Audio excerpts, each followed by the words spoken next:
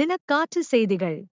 விருதுநகர் மாவட்டம் இருக்கன்குடி ஸ்ரீமாரியம்மன் கோவிலுக்கு தை மாத கடைசி வெள்ளி திருவிழாவையொட்டி ஏராளமான பக்தர்கள் சாமி தரிசனம்.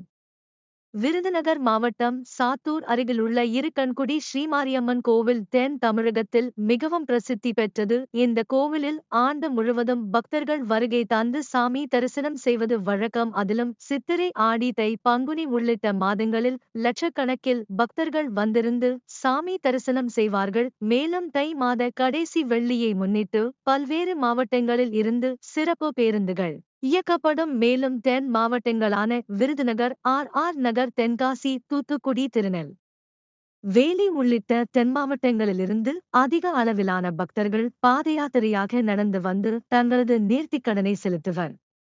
இந்த நிலையில் தை மாத கடைசி வெள்ளி திருவிழாவை முன்னிட்டு பிப்ரவரி 7, 2025 அன்று அம்மனுக்கு சிறப்பு அபிஷேகம், சிறப்பு அலங்காரம் மற்றும் சிறப்பு பூஜைகள் நடைபெற்றது. அபிஷேகத்தின் போது பால், பன்னீர், ஜவ்வாது, தேன், இளநீர், தயிர், விபூதி, குங்குமம் உள்ளிட்ட 16 வகையான திவ்ய பொருட்களால் சிறப்பு அபிஷேகம் நடைபெற்றது. அதனைத் தொடர்ந்து அம்மனுக்கு சிறப்பு அலங்காரம் செய்யப்பட்டு தீபாராதனை மற்றும் சிறப்பு பூஜைகளும் நடைபெற்றது. கோவிலுக்கு வந்த பக்தர்கள் அம்மனை வேண்டி அக்கினிச் சட்டி, மாவிளக்கு, பறக்கும் காவடி, தேரிழுத்தல் உள்ளிட்ட பல்வேறு நேர்த்திக் கடன்களை செலுத்தினர். கோவில் நிர்வாகம் சார்பில் பக்தர்களின் வசதிக்காக நவீன கழிப்பறை, குளியல் தொட்டி, தாய்மார்களுக்கான பாலூட்டும் அறை, மருத்துவ வசதிக்கான சுகாதார மையங்கள் மற்றும் பாதுகாப்பு வசதிக்காக ஆங்காங்கே கண்காணிப்பு கேமராக்கள் பொருத்தப்பட்டும் மற்றும் பக்தர்களுக்கு தேவையான வசதிகள் செய்யப்பட்டு இருந்தன. மற்றும்